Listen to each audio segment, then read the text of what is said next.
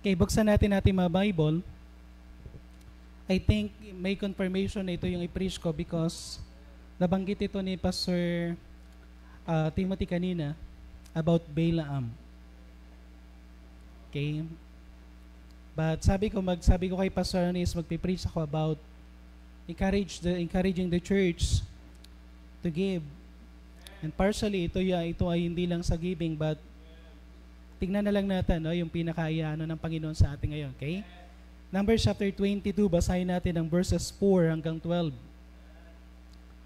Numbers chapter 22, verses 4 hanggang 12.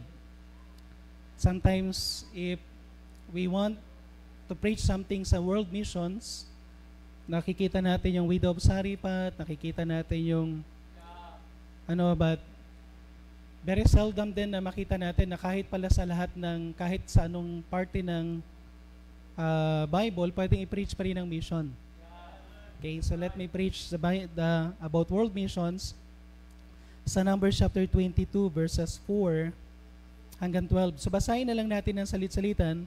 And Moab said unto the elders of Midian, Now shall this company lick up all the round about us, as the ox lick up, or basahin na lang natin 1 to 12 na lang para pantagal ng nervyos, no? Para maunawa natin.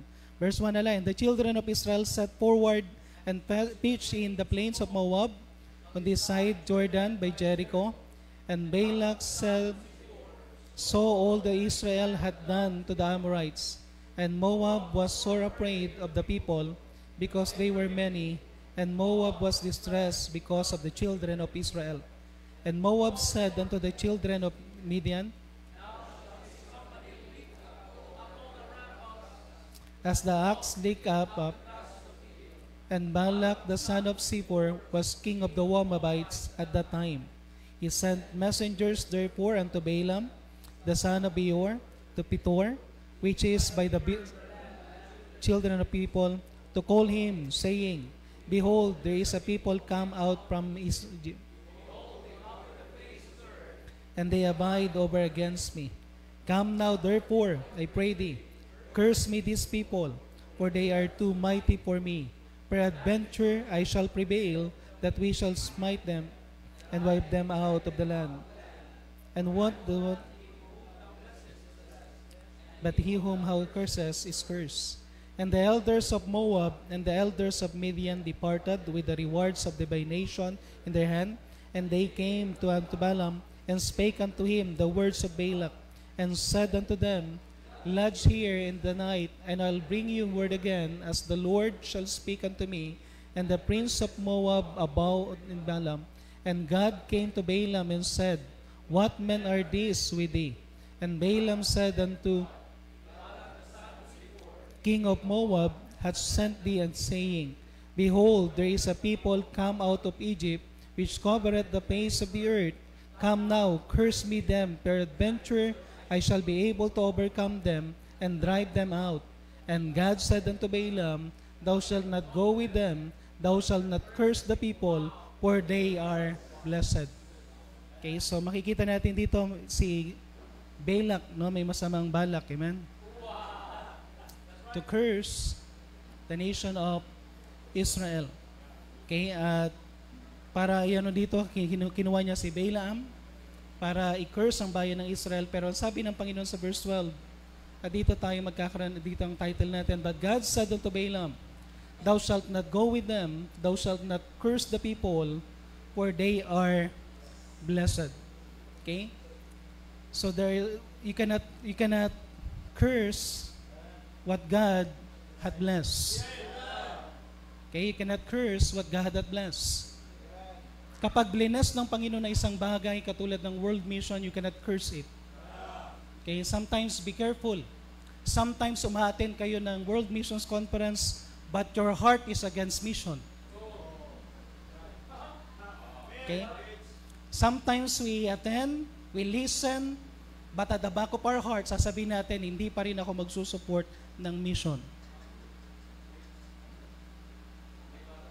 Okay? Masama pa rin ang balak. Isang bagay na makikita natin, if we will not support what God bless, if you will not bless what God bless, Mag-ingat kayo because the curse will come to you. So you cannot curse what God has blessed. So ang message natin ngayon, no option but to bless. Okay, no option but to bless. So ang World Missions Program, wala kang option actually. For the members of the Lighthouse Baptist Church, I know na ibang-iba sa inyo sinasabi bakit pa kasi nakilala ni Pastor Louis si Pastor Ramil ba kaya nagkaroon tuloy ng World Missions, ba't nakilala niya pa yung mga speaker na to para sabihin ko sa inyo, hindi kayo blinas ng Panginoon kung hindi nyo blinas ang World Mission. At dahil blinas nyo what God bless, see what God had done sa iyong church. See what God had done in your personal life. At ang mga pastors na naririto, if you attended last time, maraming changes, wala yung tiles na yan. Diyan ang kainan before, hindi doon sa kabila. Maraming mga changes na makikita nyo dito. Why? Because they bless what God bless.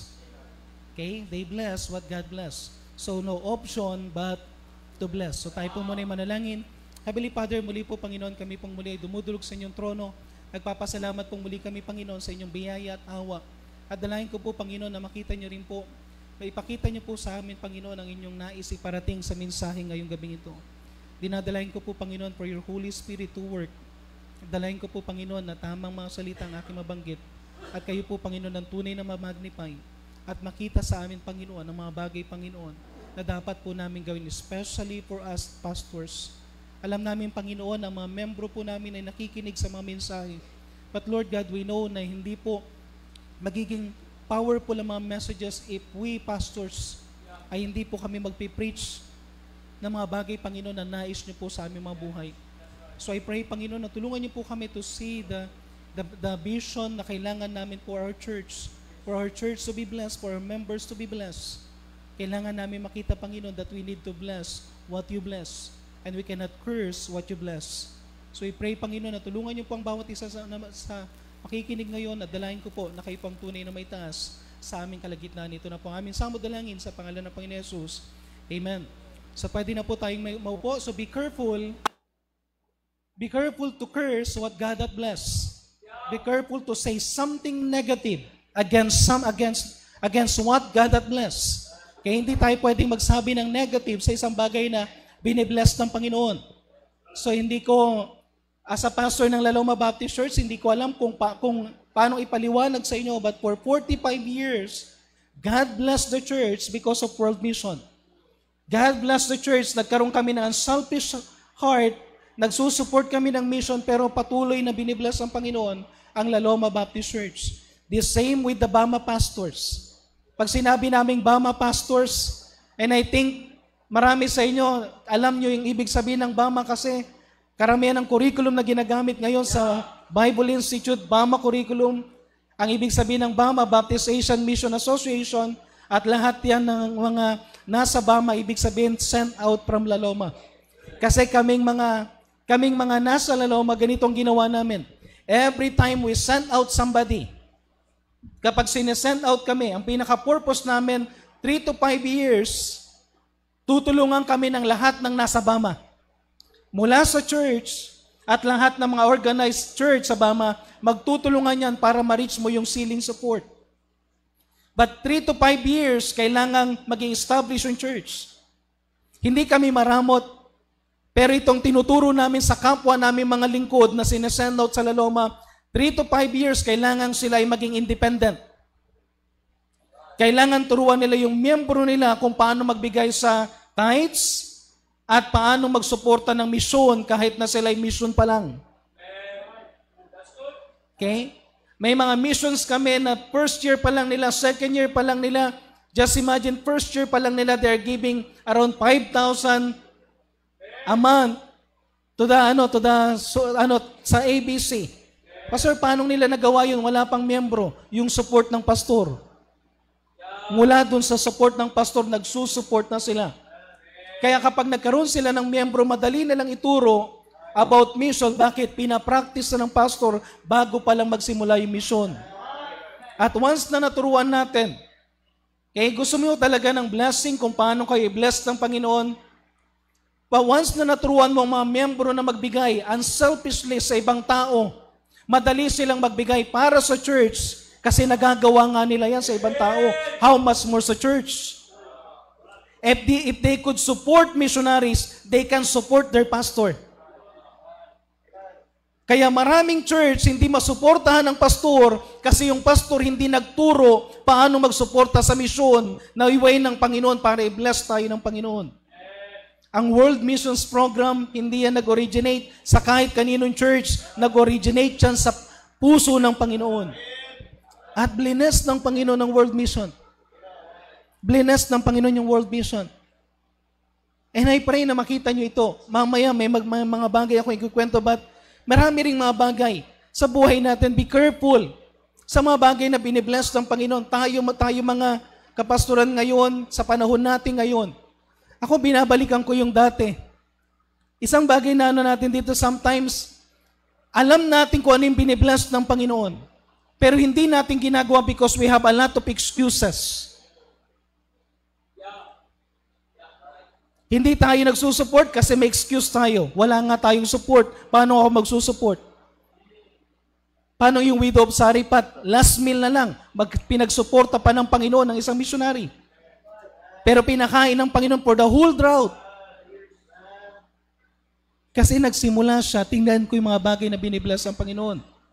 Maraming principle sa Bible. And by the way, tayo mga pastor po, mag-ingat po tayo sa mga bagay na something new na lumalabas sa ating mga kalipunan, mga turo, mga practices na naghahanap tayo ng way of blessing. We are looking for the new method, pero meron na tayong old and tested method mula sa Bible, hindi natin ina-apply. And sometimes we change the truth. Sa sobrang talino natin, ang kaligtasan iba na. Habang tumatalino yung pastor, ang tendency, dapat ganito yung kaligtasan. Ang prayer hindi na, sabi nila, ang prayer works na. Hindi pwede mag-pray. Ang sabi nila, repentance hindi na kailangan. Alam niyo yung parami ng parami, samantalang pag tinanong mo yung magnanakaw dun sa cross, paano ka na-save? Nag-Bible Institute ka? Hindi. Alam mo ba yung doctrine of the Holy Spirit? Alam mo ba yung doctrine of salvation? Hindi. Wala siyang alam na doctrine. Ginawa niya lang Romans 10:13, for whosoever shall call upon the name of the Lord shall be saved. Ang sasabihin niya lang sa atin, tumawag lang ako sa Panginoon, lumingon ako sa Kanya, tumawag ako sa Kanya. That's it. Tapos tayo ngayon, ang dami nating, dahil may masteral na, may doctoral na, nababago. Imagine mo, for 20 years, tinuruan mo yung mga miyembro mo kung paano maligtas sa pamamagitan ng pagsasabi mo lang yung mga pointers natin, simpleng pointers natin. Tapos for 20 years, sasabihin mo, mali pala yung tinuro ko sa inyo. Kasi nakarinig ako sa isang tao na doctorate, tapos pinalitan mo lahat, paano kapag yung miyembro mo patay na? Mapapalitan mo pa ba yung...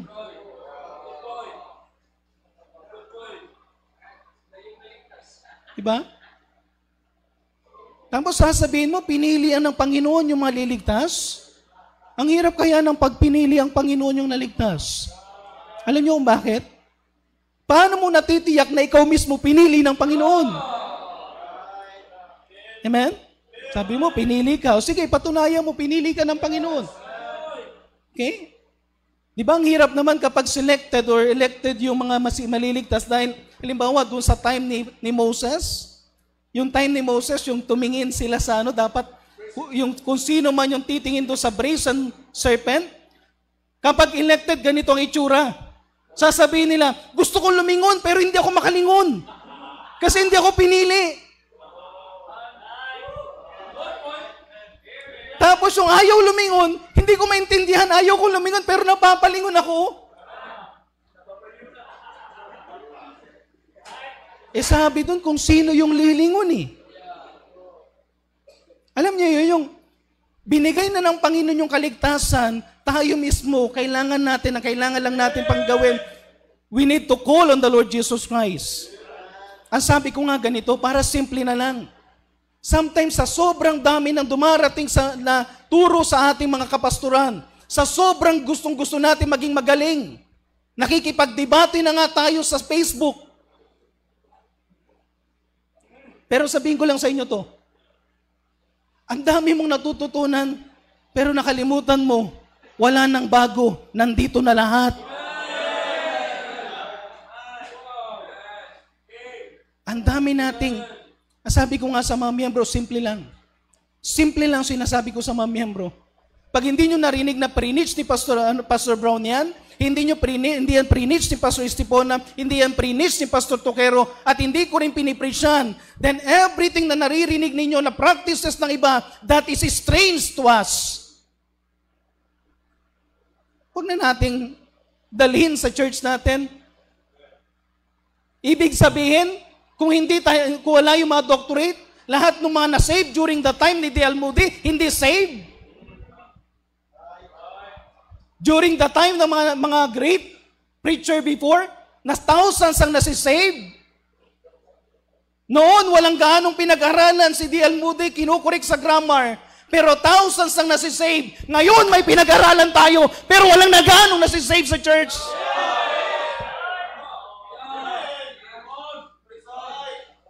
Sa sobrang talino natin,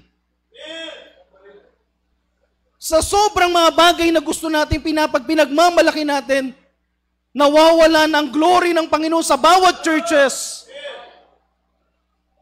Balikan natin kung ano yung sinabi ng Panginoon. Simple lang. Kung ano na yung nakita natin na ginamit ng Panginoon noon, yun pa rin ang gamitin natin. Ako nagpapasalamat sa Panginoon kay Pastor Tokero.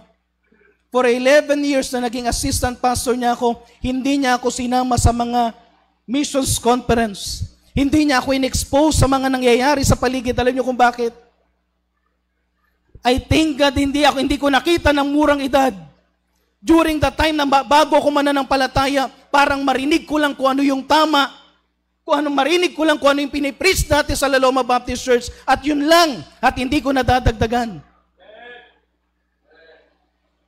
Dahil nang lumabas ako, na nag-preach ako sa mga missions conference, na napunta ako sa iba't ibang lugar, alam nyo, nakaka-heartbreak.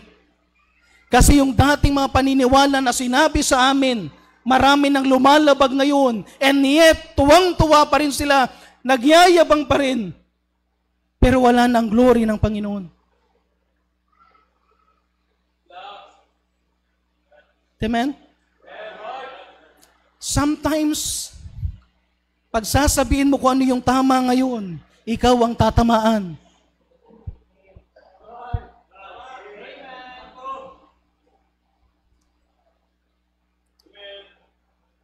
Pero alam nyo, balikan natin itong mga bagay na ito. I thank God for the message kanina rin ni Pastor Timothy.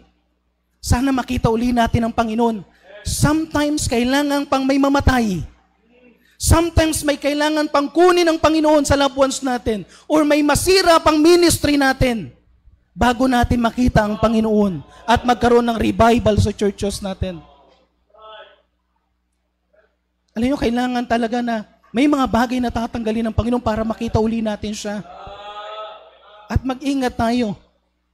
If we curse what God hath blessed, if you hinder the mission,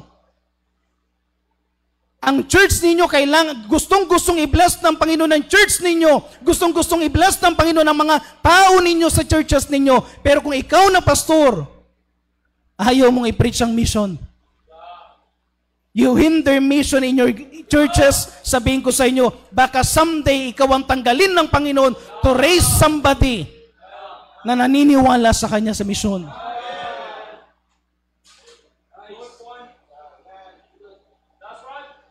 You cannot curse what God hath blessed.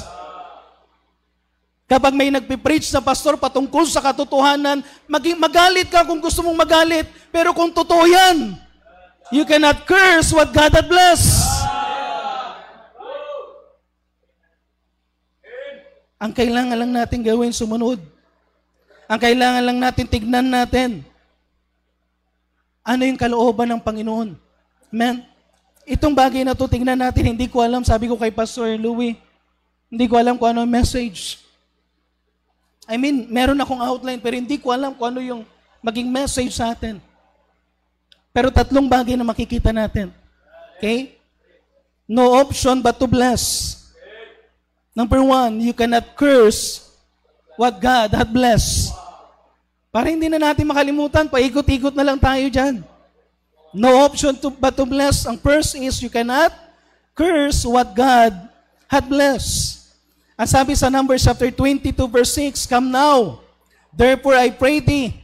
At sabi ni Balak, kay Balaam, grabe no, come now, therefore I pray thee. Grabe, spiritual pa no. Nagpipray pa talaga si ano eh. Okay? Curse me these people.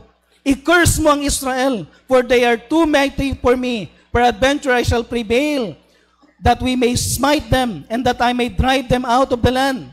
For I wot that he whom thou blessest is blessed.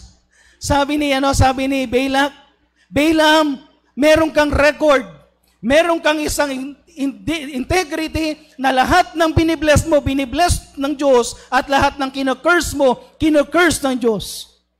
Grabe si Balaam. Hindi ko alam kung anong klaseng propeta siya. Pero kinakausap siya ng Panginoon. Pero tandaan natin, kahit si Balaam na nagbibless at nagkukurse, pwedeng ibahin ng Panginoon kapag nag-start na siyang i-curse ang bagay na binibless ng Panginoon. Kahit gaano katindi si Balaam, ang response ng Panginoon kay Balaam sa verse 12, and God said unto Balaam, thou shalt not go with them. Thou shalt not curse the people, for they are blessed. Hindi mo sila pwedeng i-curse, for they are blessed. Mag-iingat tayo sa mga negative thoughts natin. Mag-iingat tayo sa mga bagay na tinitira natin. Sometimes tumitira tayo hindi dahil naniniwala ka, tumitira ka dahil may nakukuha ka.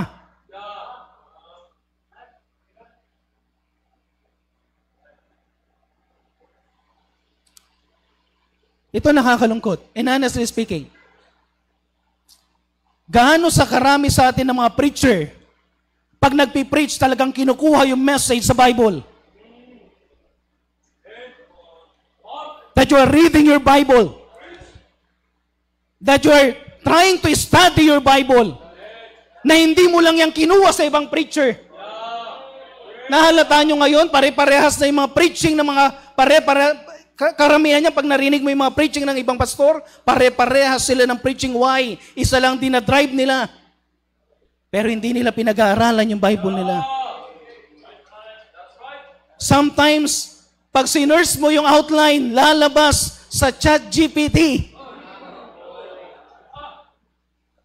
Sasabihin na lang sa ChatGPT, make me an outline. Untitled, until all have heard. Dire-diretso na yan. Saan ang galing yung preaching mo? Galing yan sa iba't ibang preaching na mayroong the same title. Galing sa Mormon, galing sa iglesia. Hindi na Baptist. Kaya kapag nag-preach na, yung mga miyembro hindi na alam kung sino sila. Akala nila hindi na sila Baptist. Kaya yung iba nagiging Bapticostal. Baptist ni Manalo.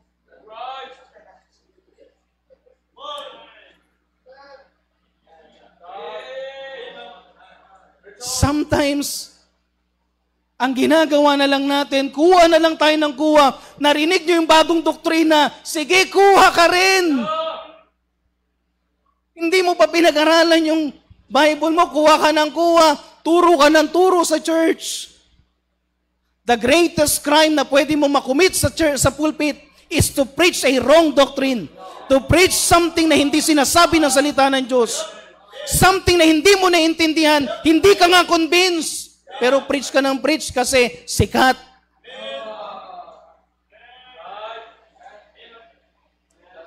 At kung ano yung sasabihin ng mga tao sa paligid mo, ano sasabihin ng maraming church, yan ang gagawin ko para magkaroon din ako niyan, para magkaroon ako niyan, para magkaroon ako niyan. Isa lang ang sinasabi ng salita ng Diyos. Pag nagkaroon ka ng desire for world mission, pag nagkaroon ka ng desire na gawin ng Acts chapter 1 verse 8, nagagawa mo both local sa foreign, anong tendency? Ibibless ng Panginoon. Pero bakit kailangan pa tayong lumayo?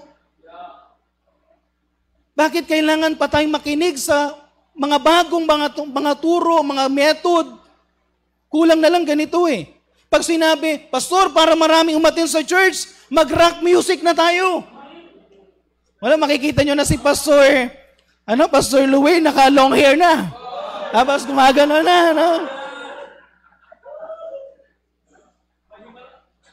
Method? Hindi method ang kailangan. Yung message ng Panginoon.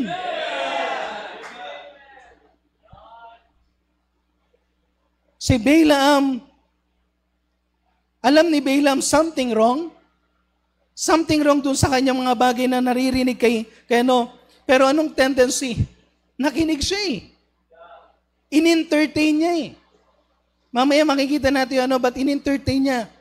Alam nyo, last time nag-preach ako about widow of Sarifat, di ba? Ang world mission ganun eh. Ang world mission, walang-wala ka na. Tingnan nyo to, yung widow of Sarifat sa 1 Kings chapter 17 verse 14. 1 Kings chapter 17 verse 14. For thus said the Lord God of Israel, the barrel of meal shall not waste, neither shall the cruse of oil fail until the day the Lord send the rain upon the earth. Anong meron sa kanya ng sinabi ng Panginoon yan? 1 meal. Kaya tanungin ko kayo, nung inutos ng Panginoon na bigyan niya ng pagkain si Elijah, sino ang gustong i-bless ng Panginoon, si Elijah o yung widow of Sarifat? Hindi lang si Elijah, kundi yung widow of Sarifat. Last meal, mamamatay na siya. Maraming churches ngayon, konti na lang, mamamatay na. Konting anay na lang ang pipirma, babagsak na. Kaya konting-konti na lang discouraged na mag-quit na sa ministry.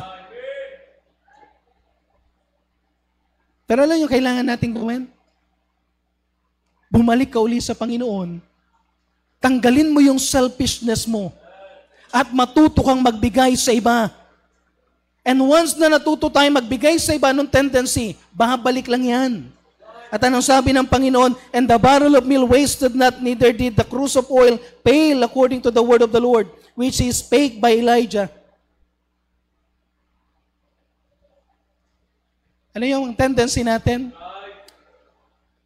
Sino sa atin ang mga churches natin namumroblema financially taas ang kamay?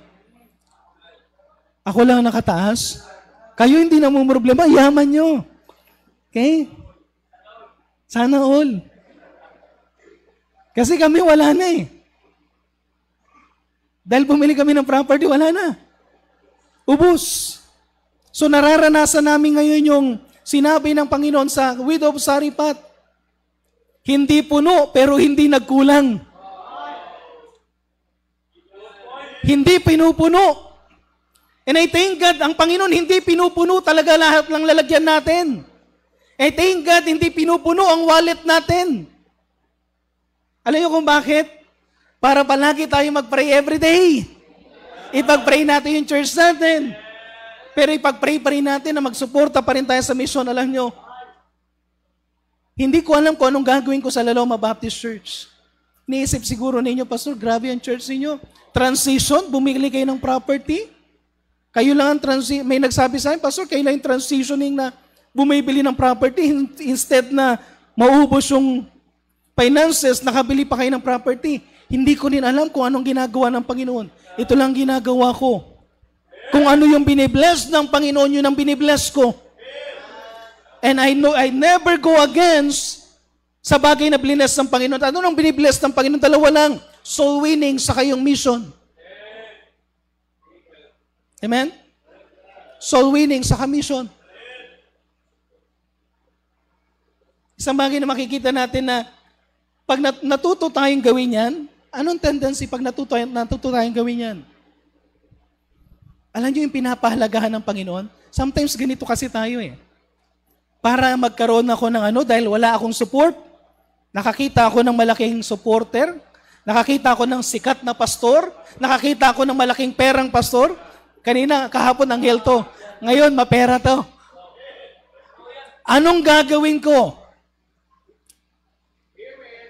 Para mag-survive yung church ko, didikit ako dito.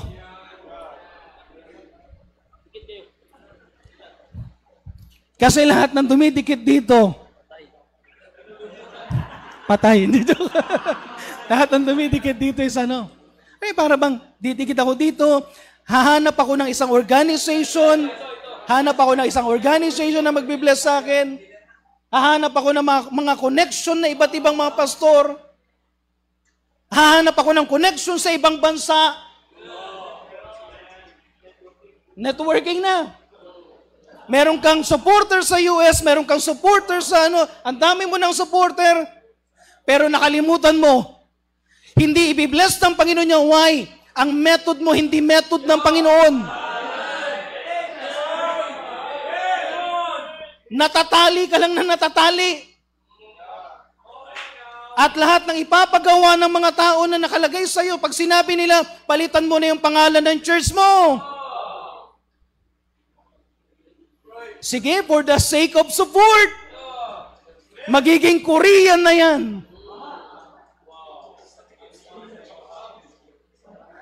Anya sa'yo. Samgyupsal Baptist Church.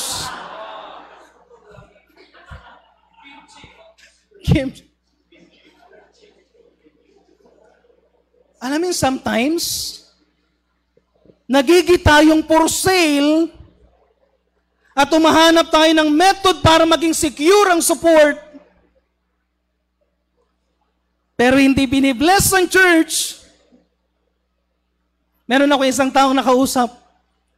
Again, pag nagpipreach ako, pakiusap lang. Pag nagpipreach ako, ang pinaka-goal ko is to inspire, to challenge. Pero sometimes yung mga preaching ko, ginagamit na Tapos, balik sa akin, puro negative And by the way, kung ako may sama ng loob sa tao, makikita nyo sana yan sa Facebook ko. Hindi ako nagpo-post. Hindi ako kahit nag-response, hindi ako nagre-react, and ang gawain ko lang mag-preach. And by the way, sometimes tayo mismo, alam natin kung anong ibibless ng Panginoon, yung preaching na pure preaching, pero hindi na tayo nagpipreach na maayos. Why?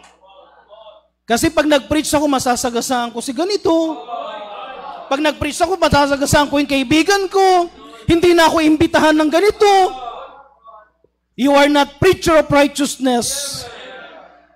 You are not man of God if you are just standing for God and preaching what God wants you to preach. Sometimes nakaka-suppress dahil wag mo nang babanggitin to, wag mo nang babanggitin yan, wag mo na ipipreach yan. Sabi ko, ano pang ipipreach ko?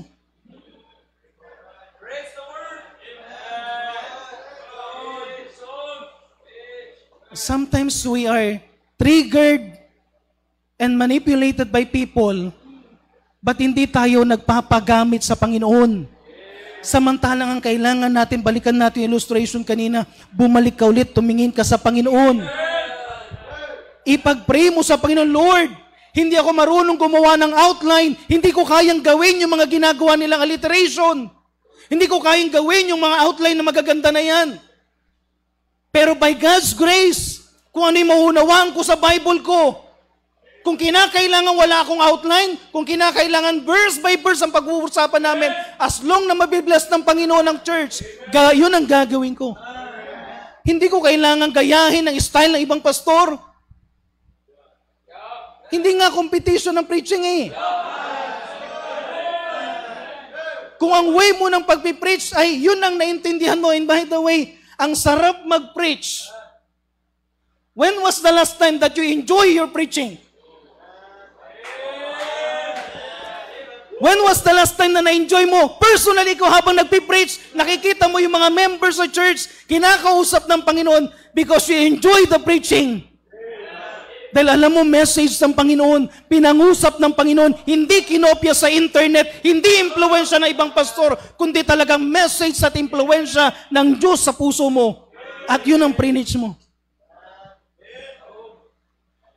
Sometimes, kung hindi na natin ginagawa yan, patay na ang church. Malnourished ang church. Ang pinapakain natin sa church, sardinas, dilata, hindi na fresh.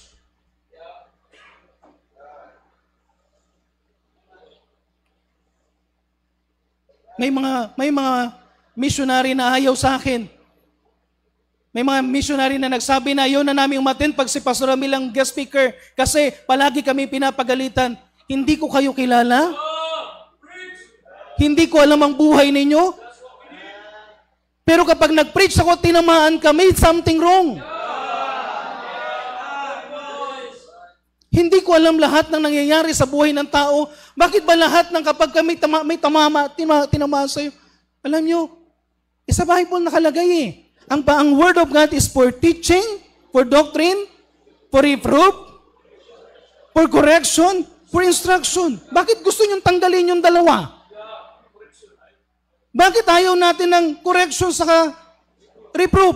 Bakit gusto lang natin instruction?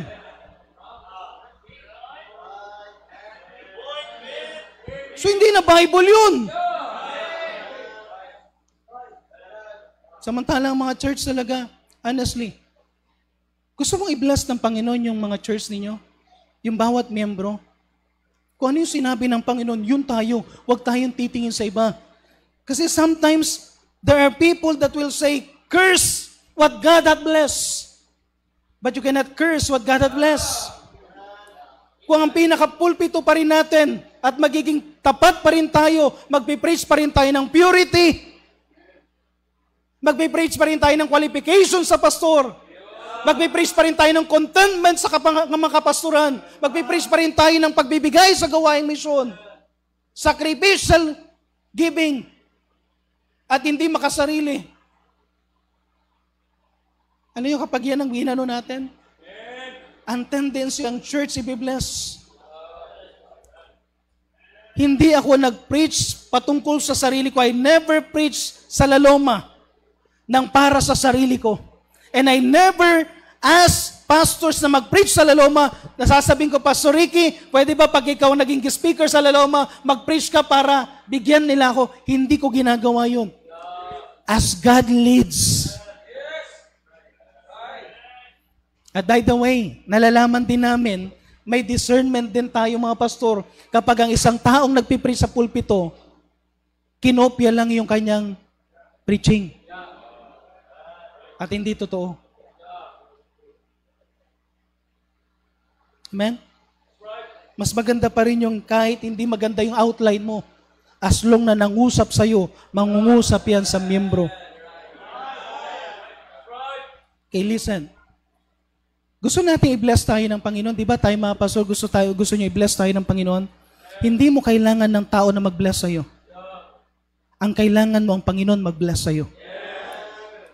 Meron ako nakausap na isang pastor na sabi niya, pinakita niya yung kanyang gawain sa akin. Sabi niya, pagdating namin doon, bumaba siya sa kotse niya, pinakita niya yung gawain, sabi niya, Pastor, tingnan mo yung pulpito na yan, ako nagpagawa niyan. Ako nagpadingding yan. Ako nagpagawa nun, isa niya lahat ng pinagawa niya sa church. And I asked that pastor, Pastor, kumusta ba ang giving ng church? At ito ang sinabi niya sa akin. With bitterness sa heart niya, sabi niya, hindi nga nila kayang suportahan ako na pastor nila eh. Makakapag-build pa sila ng pulpito? Makakapag-build pa sila ng ganyan? Sabi ko, ilang taon na po ang church? More than 20 years. Sa loob-loob ko, hindi na ako sumagot dun sa pastor, pero sa loob-loob ko, kasalanan mo, hindi mo tinuruan ng mga miyembro. Kasalanan mo ng mga miyembro, hindi natutong magtiwala sa Diyos. Bakit? Nagtiwala sa Amerika.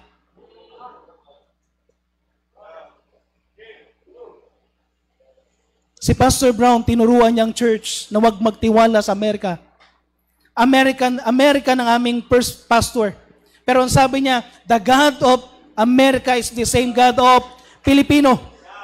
So nang nag-build kami ng building, during that time na nag-build sila ng building, hindi pa ako ligtas that time. Ang sabi ng isang Amerikano sa kanya, sabi niya, Brad, we will help you to raise yung need sa building. Pero si Pastor Brown, tinurn down niya yung ano na yan. At sinabi niya sa mga congregation, ang sabi niya, church, during their service, somebody offer a help para ma-build natin yung church. Palakpakan ng miyembro ng Laloma Baptist Church. Pero ang sabi niya, I turn it down. So ano itsura ng mga miyembro? Alam niyo na itsura ng mga miyembro, parang nawala ng pera. Sabi nila, Pastor, bakit? Ito lang sinabi ni Pastor Brown sa kanila, because I want the church to be blessed, not the Americans. Na-build yung church ng walang dollar, ng walang American money.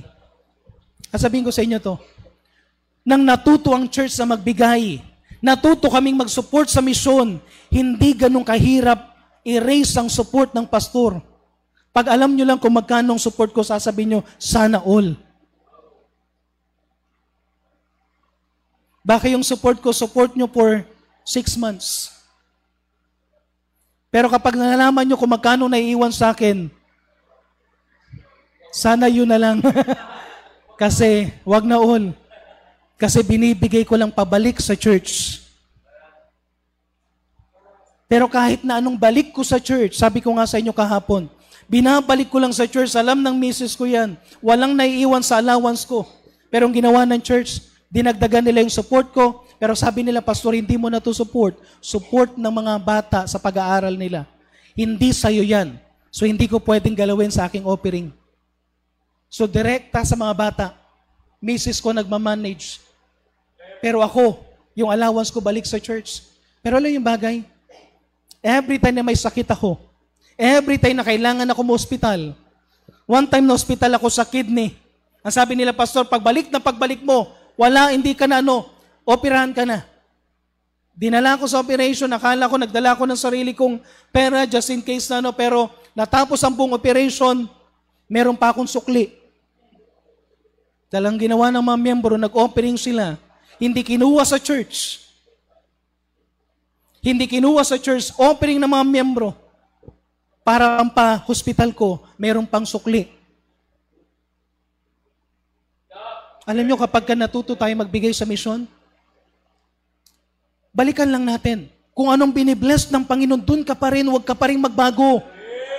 Please lang, bumalik ka sa dating ginagawa ng mga tao, sa mga dating ginagawa ng mga pastor. Huwag yung mga ginagawa ng pastor ngayon. Dahil sa sobrang talino natin ngayon, mali na ang ginagawa. Number 2, okay pa ba kayo? Okay? Number 2, verse.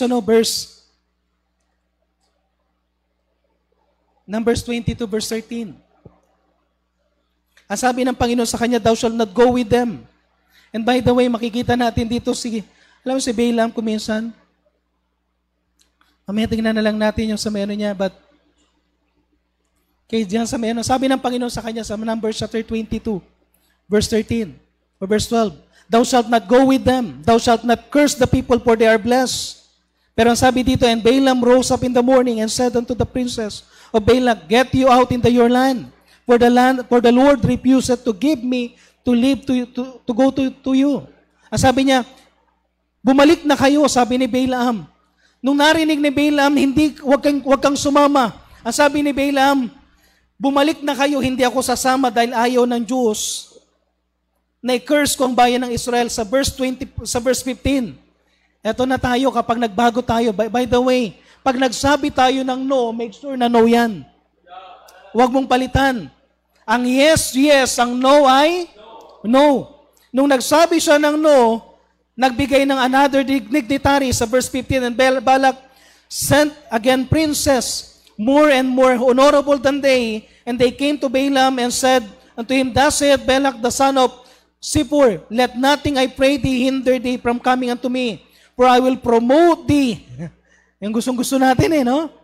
Sabi na ng Panginoon, huwag mong i-curse yung bilinas niya. Pero sabi niya, ipo-promote kita. I-curse mo lang. ang bayan ng Israel.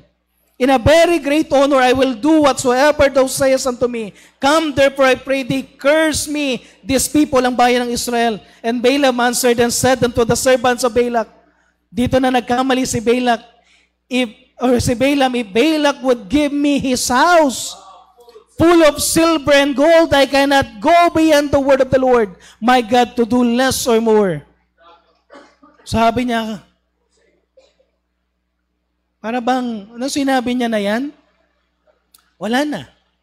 Alam na. Pupunta na siya. Ang sabi niya, hindi ako pupunta. Dahil sabi ng Panginoon, hindi ako pupunta. Dahil sabi ng Panginoon, ganun din tayo kuminsan. Kapag maayos ang puso natin, sasabihin natin, Lord, hindi ako sasama, hindi ko gagawin yung ginagawa nila, hindi ako magpapa-influensya sa kanila. Pero later on, kapag inoperang ka na, when the offer is right, that's all right. In-offer na. Okay? And because of the offer, sabi sa verse 21, and Balaam rose up in the morning. Grabe. Gumising ng maagang maaga. Amen? Para magpipreach sa isang conference. And saddled his ass and went with the princess of Moab. Minsan, sometimes ito yung problema. We know that we cannot curse what God has blessed. Pero kapag meron ka ng personal motive, kapag iba na ang nakikita mo at hindi ng Diyos, naiinggit ka na sa kapwa mo, pastor, hindi ng Diyos ang nakikita mo. Tayo mga membro, kuminsan, sinasabi sa atin, dapat mag-tithes tayo, hindi tayo magta-tithes. Hindi ang binibless ng Panginoon. Binibless ng Panginoon ng tithes. Pero kung nakinig ka kay Eli Soriano, makinig ka dun sa mga preacher na huwag kayo mag-tithes. Sige lang, hindi kami ang kawawa. God will bless kung ano yung sinabi yung i-bless, and you cannot curse what God had blessed. Sige, huwag kang maniwala sa tithing. Sige, huwag kang maniwala sa mission giving. Bahala ka. You cannot curse what God had blessed. Amen? You cannot curse what God had blessed. At nang ano na siya, nang siya ay sumunod, alam nyo, nakalimutan ko sabihin kung ano yung point number 2. Alam nyo kung ano yung point number 2? Do not wait for the donkey to talk. Do not wait for the donkey to talk. Sometimes kinokorek na tayo. Tayo mga pastor, kuminsan kinokorek tayo ng misis natin dahil alam nila may nakikita na silang something wrong, pero hindi ka nakikinig. Kinokorek ka ng kapwa mo, pastor, pero hindi ka nakikinig. Sinabihan ka na, binigyan ka ng warning, hindi ka nakikinig. Sinasabi ng mali na yung ginagawa mo, hindi na tama yung ginagawa mo. Parang si King Uzziah. Sinabihan ng high priest, sinabihan ng 80 priest, umalis ka na dyan, hindi mo pwedeng gawin yan. Hindi pa rin nakinig. Ayaw mo makinig sa tao, sige, hintayin mo yung ansno ang magsalita. Ayaw mo makinig sa tao, sige, hintayin mo yung butikin na magsalita.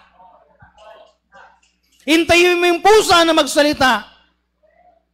Alam niyo, nang pinagsalita ng Panginoon yung donkey, para sa atin, parang miracle, ano? Parang galing naman nun. Dalawa lang yung hayop na nagsalita eh. Yung serpent, saka yung donkey. Pero yung, pag nagbili, doon sa serpent, ayokong pakinggan yun.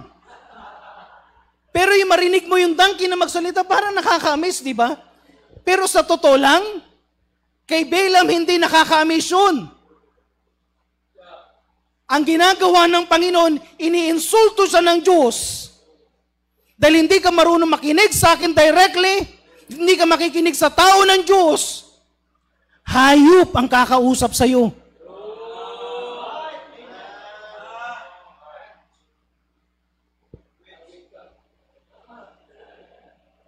Hindi ganun ang sinabi ko, ha? Baka na naman magkaroon na naman ng... Yung may imagine mo kapag kayong pusa na nakipag-usap sa'yo, Pastor Louie, mali na yan. Mali na, makikita mo yung pusa, kakalabit sa'yo. Kakalabitin ka ng pusa, biglang magsasabi, mali na yan. Susumbong kita kay ma'am. Tapos habang may ginagawa kang kalokohan, sasabihin na butike.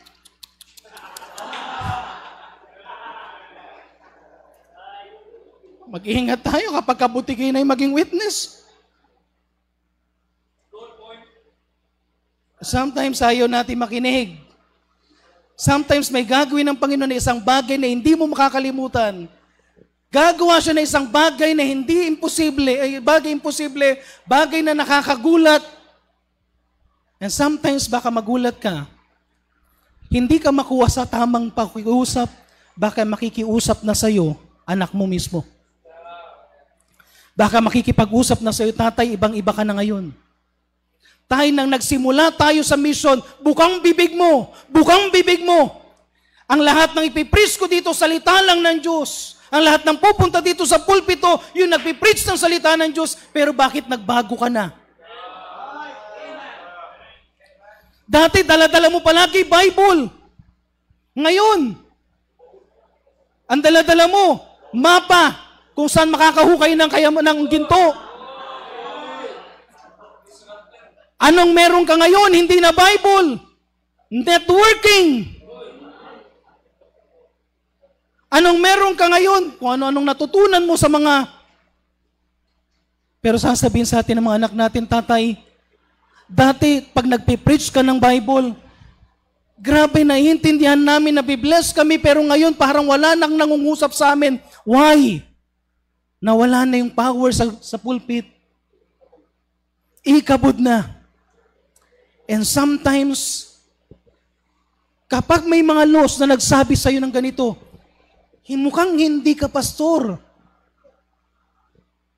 Pag may nagsabi sa'yo, pastor, kilala ka namin dati, hindi ka ganyan noon. Brad, dati ang humble mo, pero bakit ngayon hindi na? Dati maayos ang damit mo, pero bakit ngayon? Magkakasama tayong lumaki, nagsimula sa Bible Institute, nagsimula sa Bible College, ang ganda ng barong mo, ang ganda ng long sleeve mo. Ngayon, pinapalitan mo na. Hindi na tayo mukhang pastor, hindi na tayo mukhang, para bang nagbabago na tayo because ginagawa naman nila, gayahin ko rin. And sabihin ko sa inyo, sometimes, the worst thing, pag hindi natin inano ito, sometimes na magtutok sa atin, a consequence na hindi mo makakalimutan. Pwedeng mamatay ang anak mo. Pwedeng mamatay ang asawa mo. Pwedeng bumagsak ang ministry because of the wrong practices na ginagawa na natin. At ang pinaka nakakaiyak, kapag namatay ang loved ones mo, alam mo dahil pinapalo ka ng Diyos.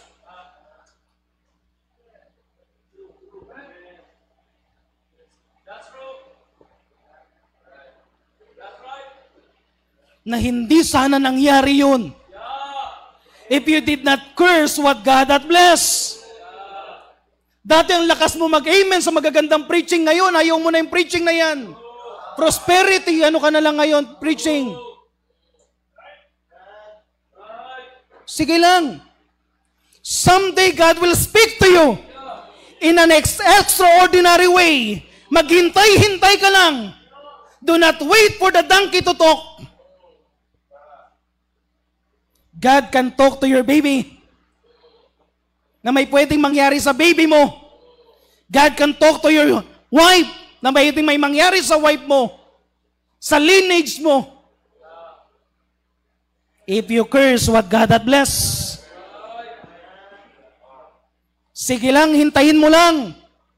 Dahil ang susunod na biktima, pwedeng apo mo. Sige lang, maghintay ka lang.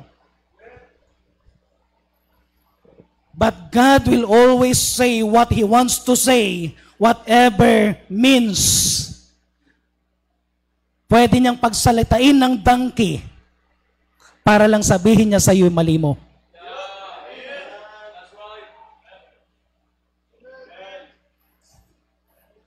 At maaaring naririnig mo to ngayon, pero nininiglek mo. Maaaring naririnig mo to ngayon, pero binabaliwala mo. But God will talk to you, by the way.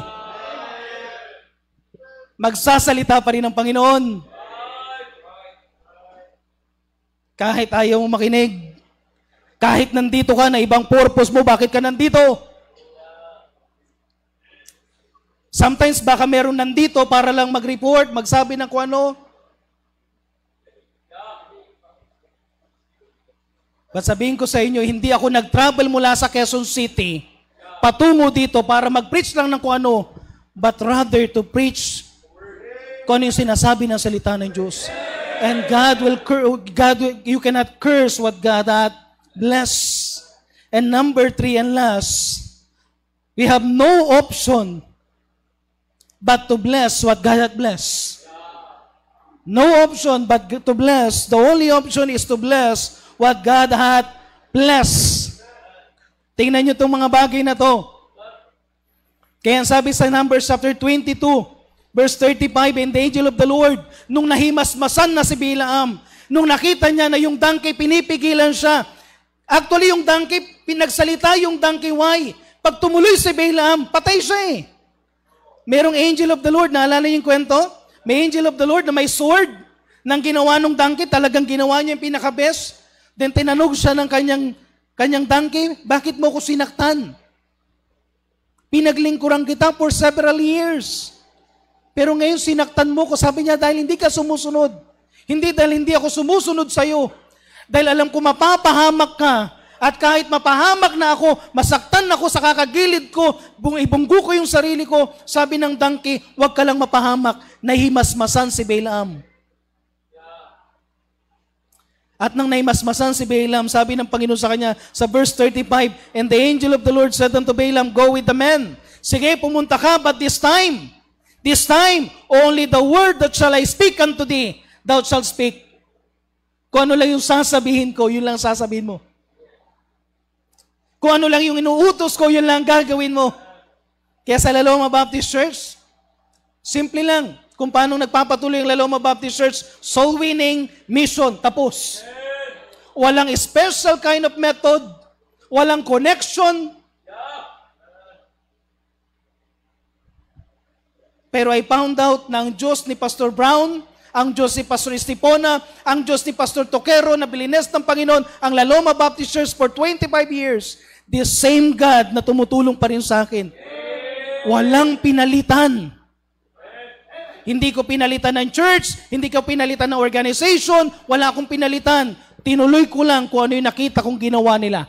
And I thank God na kung ano yung blessed ng Panginoon sa church namin, the same thing na gagawin ko. At kahit sinong mag-impluensya sa akin, hindi ko papalitan ang bagay na natutunan namin. Diretso lang. Amen? Ngayon, tingnan niyo yung 3 location. Mabilis na lang to. Siguro 10 o'clock tapos na tayo. Amen? Hindi. Ano na lang to. First location. Sabi ni Balaam, lika dito. Pumunta tayo dito sa kabilang side. I-curse mo. Kumuha siya ng magandang spot para i-curse niya ang bayan ng Israel. At ang sabi sa Numbers chapter 23 verse 8. Pagdating dun sa verse 8, sabi niya, i-curse mo ang bayan ng Israel. Alam niyo sinabi ni Balaam? Sa verse 8, how shall I curse whom God hath not cursed? And how shall I defy whom the Lord hath not defiled? Sabi niya, nagulat si Balak. Ang sabi niya, i-curse mo. Pero sabi niya, paano ko i-curse hang hindi kina-curse ng Panginoon? Paano ko i-defile ang hindi dinidefile ng Panginoon? At ang sabi niya, from the top of the rocks I see him, and from the hills I beheld him. And lo, the people shall dwell alone and shall not reckon among the nation who can count the dust of Jacob and the numbers of the fourth part of Israel. Sabi niya, grabe yung laki ng yung bagay na gagawin ng Panginoon, yung napakalaking plano ng Panginoon sa bayan ng Israel. Pararamihin sila. At ang sabi niya, let me die the death of the righteous. Alam niyo yung sinabi niya dito, mamaya makikita niyo yan eh. Dahil nandun siya para i-curse yung bayan ng Israel, ang sabi niya, Lord, patawad. Kung mamamatay man ako dahil sa ginawa kong pagsama sa kanila, let me die the death of the righteous. Because I cannot curse what God hath blessed. Ang hirap kong gawin, sabi ni ano. At ang sabi ni tingnan niyo, sinabi ni Balak. And Balak said unto Balaam sa verse 11, What hast thou done unto me? I took thee to curse mine enemies. Kinuha kita para mag-curse. Pastor, liga rito. Ito yung si Balaam. Masunuring Balaam. Okay? Angel. sabi ni King, ako si Balak, na may masamang balak kay Pastor TJ. Okay? Pero sabi niya, kinuha kita para i-curse mo itong mga tao na to. Ang sabi niya, bakit mo hindi kinurse, kundi blines? Amen. Dinala kita rito para i-curse? Tapos blines mo? Ang sabi ni Balaam ulit, sige, punta ulit tayo sa isang place. Baka magbago yung aura mo. Punta tayo sa another place. Okay, another place. Paborito ka ngayon na illustration eh. Okay? Numbers chapter 23 verse 18. Okay, nilagay ulit siya sa another place. At pagdating sa another place, okay? Pagdating doon sa another place, ang sabi, and he took up the parable and said, Rise up, Balak. Ito na naman ang sinabi niya, and here, hearken unto me, thou son of Zippor. God is not a man, that he should lie, neither the son of man, that he should repent. And had said, what shall we, sabi dito, and he said, and shall he not do it? For he hath spoken, and shall not make it good. Sabi niya, hindi pwede magsinungaling ang Diyos. Kung anong sinabi niya, yun ang gagawin niya. Kaya pagdating uli sa another location, ang sabi niya, Behold, I have received commandment to bless.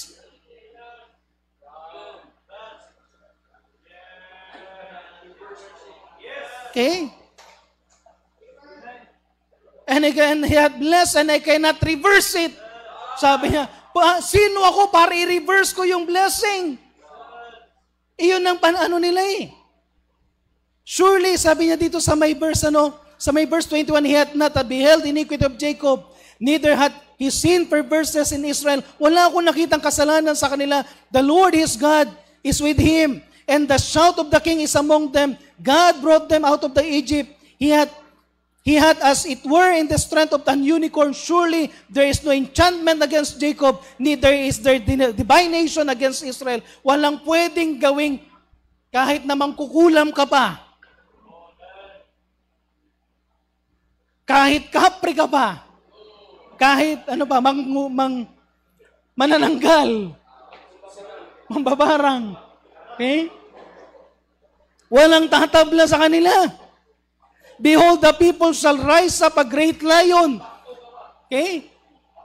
Sabi niya, yung enemy mo magiging great lion. Lift up himself as a young lion, he shall not lie down until he eat the prey. Lion siya, lahat ng kalaban niya, mapapatay niya. Grabe yung At sabi ng Panginoon, sabi ni Balak again sa verse 25. Sabi ni Balak, alam mo yung pikon na? Pinunta kita rito para i-curse, blines mo? Ang sabi niya dito, neither curse them at all. Hindi mo na nga sila kinurse. Blines mo pa.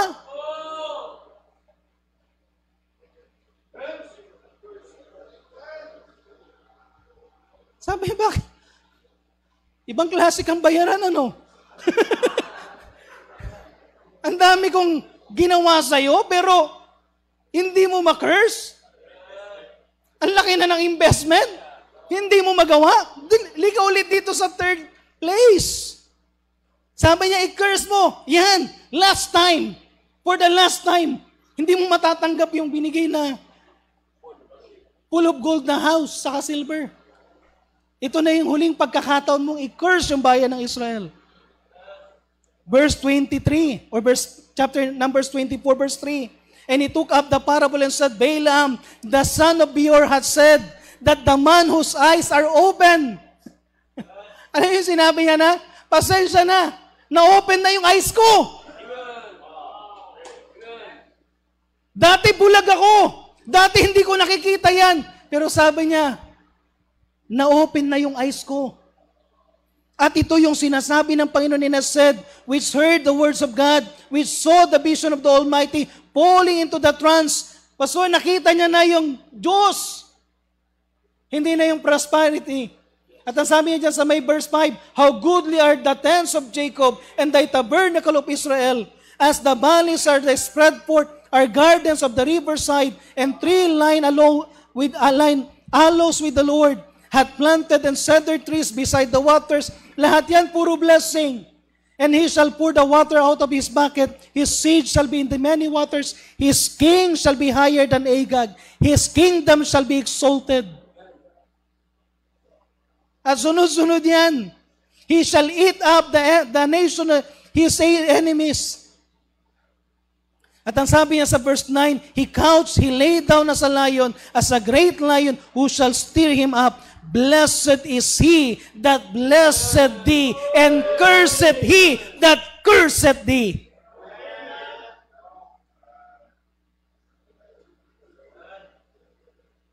Parang sinabi niya kay Balak, pinagpala lahat ng magbe-bless sa bayan ng Israel at ika-curse ng Panginoon ang lahat na magka-curse sa kanya. Parang sinasabi niya na kay Balak, mamili ka.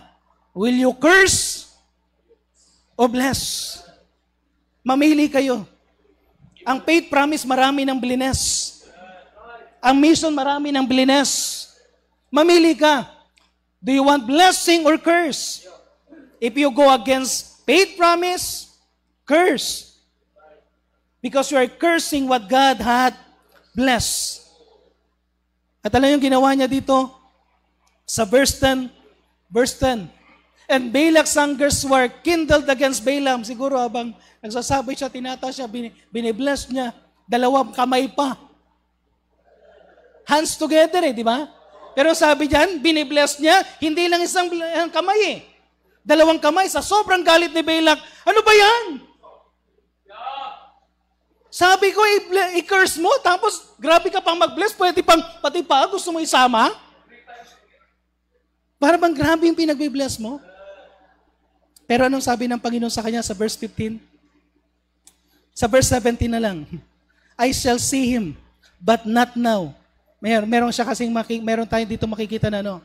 Verse 15 na lang, verse 15. And he took up the parable and said, Balaam, the son of Beor, hath said, and the man whose eyes are open hath said, he hath said, which heard the words of God, and knew the knowledge of the Most High, which saw the vision of the Most High, falling into the trance, but having his eyes open, I shall see him. Ang sabi niya, someday I shall see him, but not now. I will behold him, but not nigh. There shall come a star out of Jacob, and that is the Lord. And the scepter shall rise out of Israel, shall smite the corners of Moab. Sinabi niya na, pasensya na friend. Nakatakda nang i-destroy ang Moab.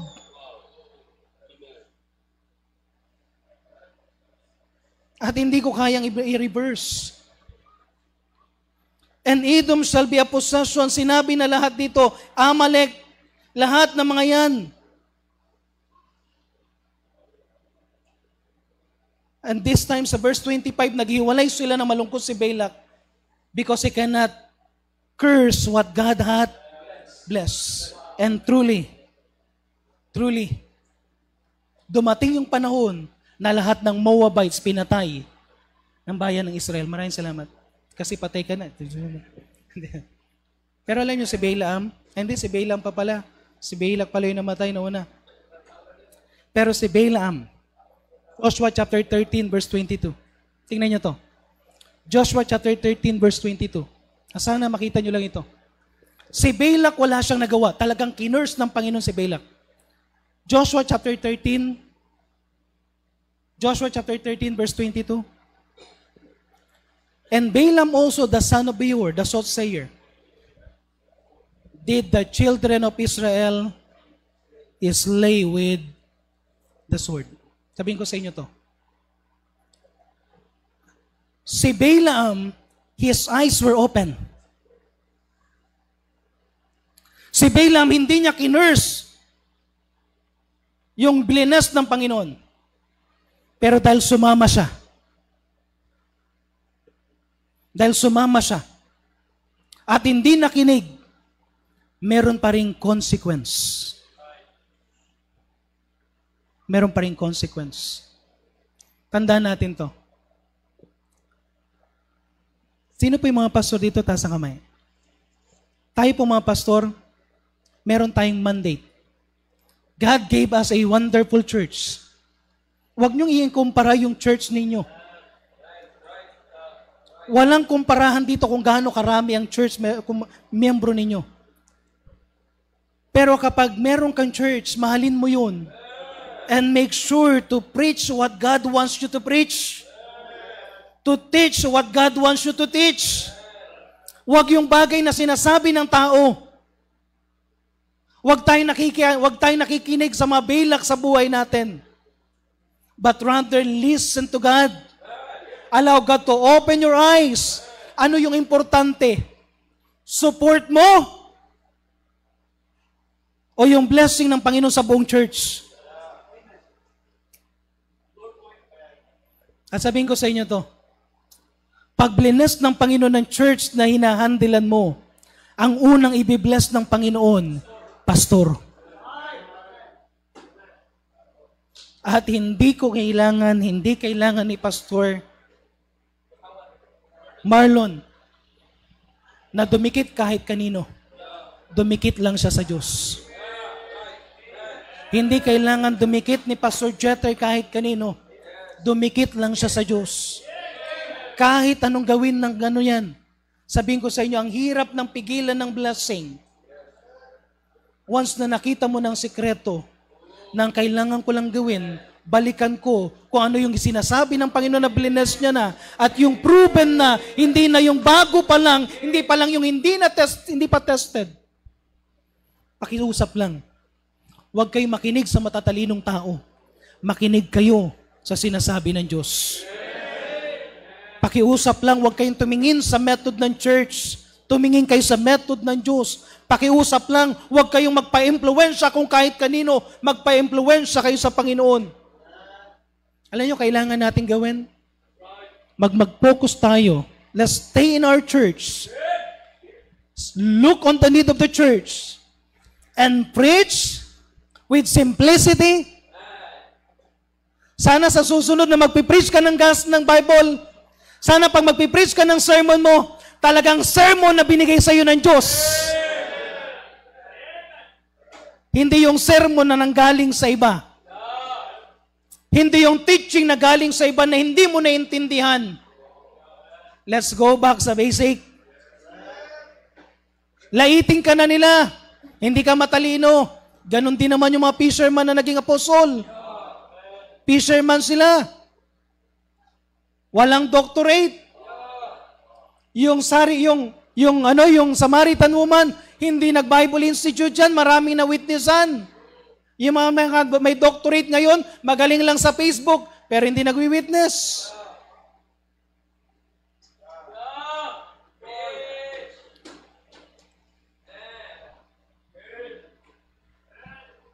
Balik lang tayo dito.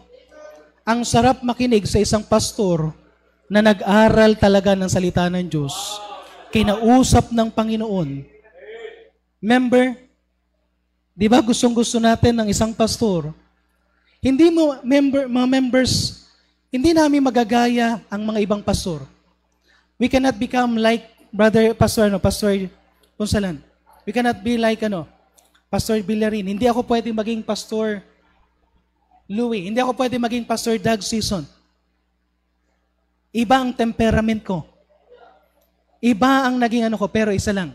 Pare-parehas kami na iisa lang ang Diyos. And the same God that will give me my message.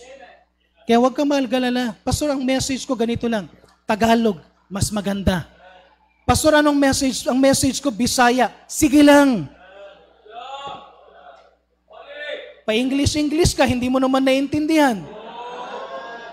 Pasabi-sabi ka pa ng mga words na ang lalalim. Yung mga miyembro mo, ano yun, pastor? Metanoia. Paulit nga ulit. Wala nga silang naintindihan eh. Sabihin mo na lang, repentance. Sabihin mo na lang. Kung minsan, ang dami pa nating hermeneutics, marami pa tayong mga words. Simple lang naman eh. Sabihin mo na lang, study of the Bible na lang. Alam niyo yun?